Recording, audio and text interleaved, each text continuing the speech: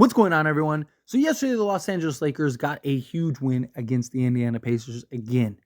Every one of these games is an absolute dire must win. I've talked heavily about how I think the Lakers needed to go 10-3 in their final 13 games. So far, we're 2-0 down that stretch. We're also on a 3-game win streak, which is wonderful. We're also 7 games over 500 for the first time this season. Hopefully, this is a trend in the positive direction. Our next game is going to be tough. Our next game is against the Milwaukee Bucks. But hey, look, the Lakers have already beat Milwaukee once. You play the right way. You do what you're supposed to do. You go get this W. The Lakers are now about to go on a 6-game road trip. Bare minimum, you got to go 4-2 on this road trip. Now, I have said that the 3 games that I thought the Lakers would lose was the Milwaukee Bucks game, the Indiana Pacers game on the road, because it's just really hard to beat a team twice in a 4-game span. Plus, Indiana has, both times it's kind of looked like, wait a minute, Indiana might actually win this game, which we're going to touch on here in a moment. And then I said one of the either Cleveland Cavaliers or the Minnesota Timberwolves. One of. So I have the Lakers going 4-2 on this road trip. I would love if the Lakers just won every game the rest of March, right? And go on a 7-game win streak going into April. And it's like you got the Raptors and Wizards, right? Like now you basically only need to win like 4 games the entire month of April. That would be perfect. But we'll get there when we get there. In the meantime, 1 game at a time. And the game that the Lakers came off of was the Indiana Pacers game. And the Lakers put up 150 points. This was a game that I talked about that I thought could absolutely and most likely would be a shootout. You look at the score, it was that. 150 to 145. This was an all-star game score. Not really much defense being played. Problem is, look, again, the Lakers can't defend anybody.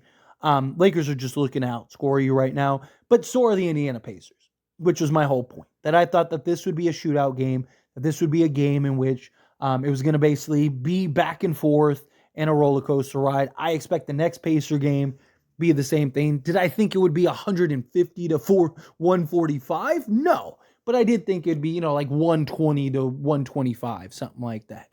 I did like that the Lakers basically gained control in the second quarter and never lost it. They did have a couple scares, and it would be nice if at the end of games we didn't have to stress. It'd be nice to okay, we're up 7 with 30 seconds left. Let's just close. I mean, even in the Sixers game, the Lakers almost sold it. They were up 5, and who was it? Maxey, I think, ended up getting the steal or whatever, and jacked up a 3. And if he makes that, it's a 2-point game. If he misses that, then the Lakers win. And luckily he missed it and the Lakers won, which was not a fun sight to see. But Lakers still handled business. Again, you don't get style points in the NBA, so a win is a win. The biggest thing, though, Spencer Dinwiddie finally got to play the role that I have been screaming and preaching for quite some time now. Since the moment we got Spencer Dinwiddie, one of the big things that I talked about and tried to stress and get across is you put the ball in his hands, you let him be the playmaker. The whole point of getting Spencer Dinwiddie is for that purpose. Why did you get Spencer Dinwiddie if you weren't going to play him in the role that he is best in, that he has played and built an entire career in the NBA on, as a playmaking guard? As a versatile 2-way type guard. And the beauty is the Lakers desperately needed somebody like that. And so when the Lakers landed Spencer Dinwiddie, it was very exciting because it was like, oh, they just got a huge need and he can fix a lot of the Lakers' problems. And then he's came to the Lakers and everyone's like, oh, Spencer Dinwiddie's terrible. And I'm like, no, he's just not playing the role that he is best at. Dinwiddie is playing completely out of position, right? If we wanted a 3-and-D guy, why not go get a Daniel House? Why not go get a Joe Harris? Joe Harris, not so much the 3-and-D, But why not go get somebody that can play the role that you are asking Spencer Dinwiddie to play? But instead, you go get Spencer Dinwiddie because it's like, man, when D'Lo and LeBron go to the bench, we are helpless on the offense side because we don't have anybody that can run the offense. Austin Reeves has not been great at that. Austin Reeves has had plenty of time all season long to be the primary playmaker by himself and has failed to do so in every way. When LeBron and D'Lo and guys are on the court, he can make plays, right? He can initiate the offense. He can find the occasional open man. But when he has to generate by himself, he doesn't do a good job. He doesn't handle ball pressure well. And it was like, okay, you go get Spencer Dinwiddie, give you some size, some athleticism, right? Some foot speed out on the perimeter, give you a guy that can score, make plays. This is perfect. This is everything we need. And Darvin Ham has done the complete opposite, and it is infuriating to me. And I don't think it's a coincidence that the first time Spencer Dinwiddie gets the opportunity to play the playmaker role, he drops 26 and 5, and he looks great, and he has the best game as a Laker. I don't think that that's a coincidence. I'm not talking about the first game he started, right? Talking about him as a playmaker playing on ball as the playmaker. The Lakers put the ball in his hands, let him run the show. Guess what it led to? 26 and 5. Right? Like, he was fantastic. Had some great plays, looked comfortable out there. Why? Because he played the role that he is best at. He played in position rather than out of position. And I will be so infuriated if we have the game against the Milwaukee Bucks and Spencer Dinwiddie doesn't get on-ball opportunities. I'm not saying he doesn't have to always, every time he's on the court, be on ball. That's not what I'm saying here. But a good majority, when D'Lo and LeBron especially are on the bench, yes, Spencer Dinwiddie should be on the ball. Right? Just like D'Lo was on the ball. Right? Like, that's the whole point. That's why you got Spencer Dinwiddie. Again, I don't think it's a coincidence that you finally played him slotted properly and he has a 26 and 5 game. And he looked good and he was aggressive and he was able to make plays. Why? Because the ball was in his hands and he was able to do what he does best, which is be a playmaker. I do believe that at times when D'Lo is out there, right, you make Spencer Dinwiddie the playmaker because D'Lo is so good playing off ball and as a scorer. So you could at times put the ball in Spencer Dinwiddie's hands and put, D'Lo and Reeves and, get your shooters out there and let Spence just drive to the basket and just drive and kick all game. Let him run some pick and roll action. Put him in some real actions. Like, let's get some different looks. Please. I don't think it was a coincidence. I don't. But the Lakers as a whole, again, I like the win, right? I'll take the win regardless.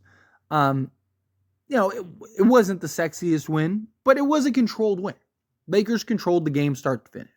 LeBron James didn't have the greatest shooting night.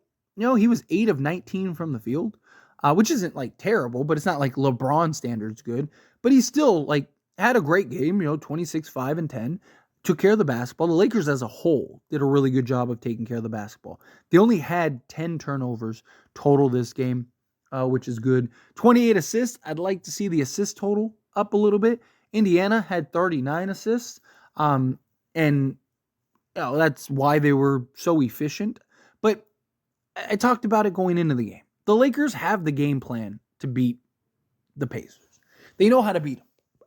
The Pacers just don't match up well against the Lakers. LeBron James and Anthony Davis are just a real handful for them because they don't have the foot speed and the size to match, right? So, Siakam, though, was torching the Lakers, and a lot of it was just no awareness, no stop, he was just getting layup drills, right? But again, luckily, LeBron was able to just go to the basket at will.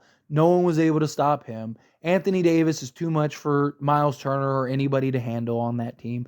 Look, I did an entire breakdown about this game, and It went exactly how I said it would. Because again, the Lakers have the formula. Run the inside out game, you put LeBron and AD, get them ahead of steam, you put them on the block, you let them be the mismatch, and you make Indiana try to figure it out. And guess what? You're 2-0 against Indiana. You won in the in-season tournament championship, and now you've won at home. So you know what the game plan is against Indiana in a couple days? The same exact thing. And you run it the exact same way. Hopefully this time the Lakers play a little better defense, right? Because that was terrible. They did do actually a pretty decent job on Halliburton, but man, like Siakam basically just, again, all game, just got like a layup drill. Like there was no resistance on Siakam at all. At all. I do absolutely, though, however, love the way that Anthony Davis and LeBron James have been playing. Just being aggressive, especially Anthony Davis. Just being aggressive, right? Setting the tone, getting established early. I loved it. Like Anthony Davis had, like in the first quarter, I think it was like 14-8. He was getting offensive rebounds. He was playing bully ball. I mean, obviously, I want to see that against like a Jokic or a Sabonis or whatever. But Anthony Davis, I love the way he's played the last few games. Just that, like, I'm going to impose my will, and there's nothing you can do to stop me. That's the Anthony Davis we need. That's the Anthony Davis that hopefully continues. Because the Lakers are best when Anthony Davis plays that way. LeBron James going downhill, playing well. It's a good game. Lakers are really building momentum. They really are. And I like it. I love seeing the momentum that the Lakers are building. And they need to keep it up. Got to keep driving. Got to keep building that momentum. But anyway, as always, this is a discussion. I pass the question on to you. Let me know your thoughts and opinions down in the comments below. What do you think? How do you feel? What were your thoughts on the Lakers win against the Indiana Pacers? What were your thoughts on Spencer Dinwiddie this game? However you feel, whatever your thoughts are, love to hear it. Let me know down in the comments below.